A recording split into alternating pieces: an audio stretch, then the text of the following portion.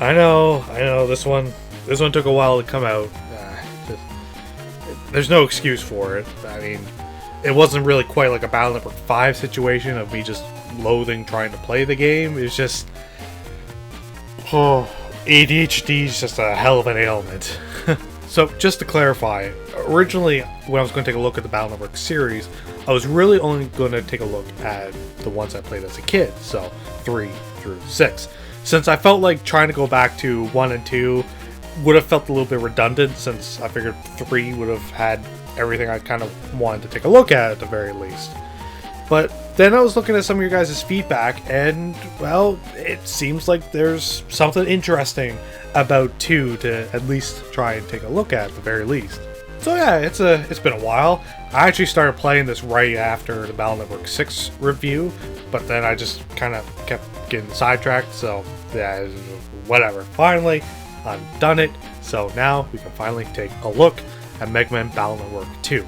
But just to preface real quick, this video might be a little bit shorter or might feel less fulfilling, I guess, than the other games in the series, mostly because I've already talked a lot about the Battle Network games just in general with all of the other games, so I won't be talking about pretty much the bulk of the combat, the chips, program advances, stuff like that I've already mentioned. I'm not going to bother bringing them up here.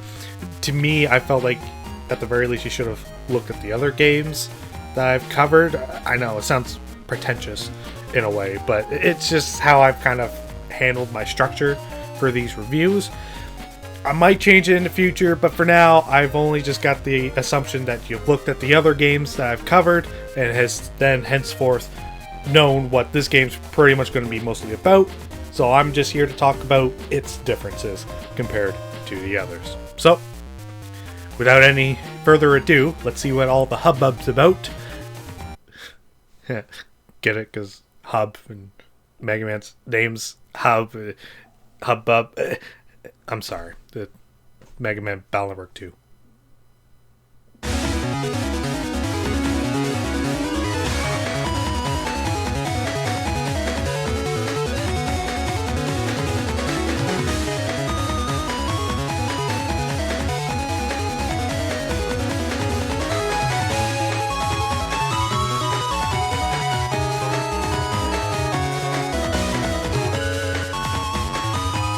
So, Mega Man Battle Network 2 once again stars you as Lan alongside his NetNavi Mega Man, running around, going to class, and doing kid things after having dealt with Wily in World 3. However, behind the scenes, a net crime syndicate known as Gospel are planning something in the background as they continue to commit numerous crimes in the pursuit to make a Super Navi. Alrighty-o, so what we have here is basically the epicenter for the rest of the series' inspiration for its storytelling, since it practically cherry picks some or even all aspects of Battle Network's 2 story into the future iterations of the Battle Network series. Now, I'm not going to blame Battle Network 2 for this or say that it's worse for it, since it obviously came first, but it's interesting to see just how much inspiration the rest of the series takes pretty much solely from 2 alone. So as it stands on its own, the story is alright. It's definitely better than 4. But one thing that this game definitely has a big problem with that I haven't really seen with the rest of the series is its pacing. The game will sometimes just drag on with boring, mundane sequences like the camping trip, then have moments like literal back-to-back dungeons in Netopia and the airplane right afterwards. And early on, you're blocked from gaining access to deeper parts of the net until you've become certified as a city net battler and raise your ranking.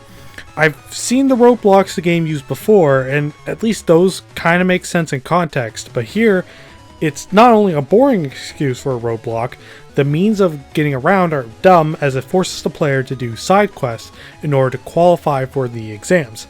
Games with side quests that are mandatory scream padding, and that's what it feels like most of the time here. With that fact in mind, Battle Network 2 is easily the longest in the series that I've experienced, even using a guide. You know, some people would say, more game is better, and yeah, sometimes it is. But like, when I play a game and am fully absorbed into it, and I check the time and see that it's more time that's passed than I thought, I'm pretty happy about that. But here, I look at the time and think to myself, Yep, that's exactly the amount of time that has passed, and that's not quite as good of a feeling. Thankfully, that's mostly to do with the early game. Mid to late, although the pacing can still be wonky, the story does get a bit better. About on par with 3 and 6, honestly, though definitely the weaker of that batch. I guess in all honesty, I don't really give the Battle Network plot as much credit as I think it kind of deserves.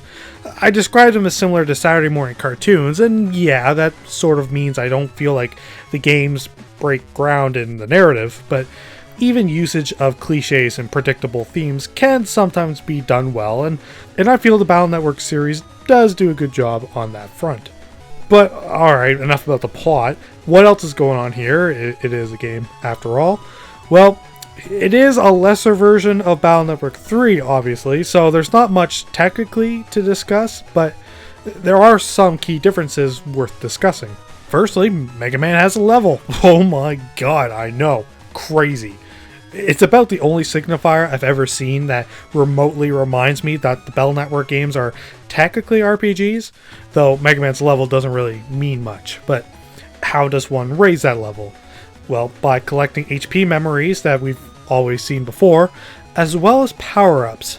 See, Mega Man doesn't have access to the Navi Customizer like every game after 2, but that doesn't mean you can't augment Mega Man's Buster. Collecting power-ups will allow you to upgrade every facet of Mega Man's Buster that we're used to.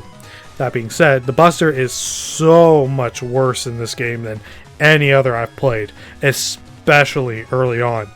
Rather than charge shots multiplying the shot by 10, it only does it by 5, so at max, regular Mega Man's Buster will only do like 25 damage, and that's ignoring the fact that you can't even charge the Buster without a point into his charge shot stat.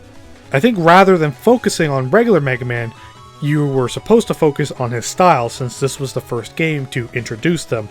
Nothing crazy to explain here since mostly the same from 3.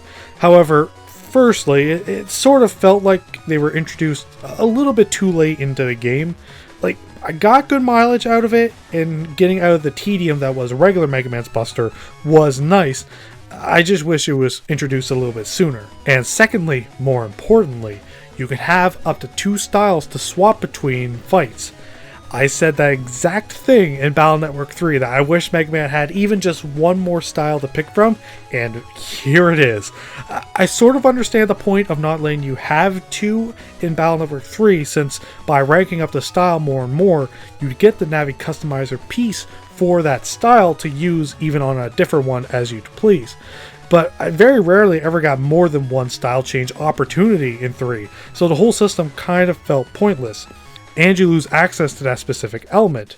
In Battle Network 2, it doesn't matter, because you can have 2 elements to swap between, as well as regular Mega Man. And my first one that I got was Aqua, which is just awesome, both in its charge time and overall damage, since styles have their own separate damage output for its charge shot compared to regular Mega Man stats. And by using a style for a while, you can also upgrade them, further increasing the charge shot's damage. To that extent, although very similar games, being part of the same Styles trilogy of games, Battle Network 2 and 3 has very different feeling gameplay. If you like upgrading Mega Man with more specific quirks, then play 3 with the Navi Customizer. If you like a more raw, Styles-focused gameplay, then go with 2. What's left? Not much. Music's alright. I feel like there were overall better melodies, but suffer from overall short looping times, similar for basically every other game in the series, to be honest. The aesthetic for the net is fine, actually having one of my favorite undernet designs. Every other game tries for this like PG version of Dante's Inferno with its layout, but here has a more heavy techno look to it, and it looks kind of nice.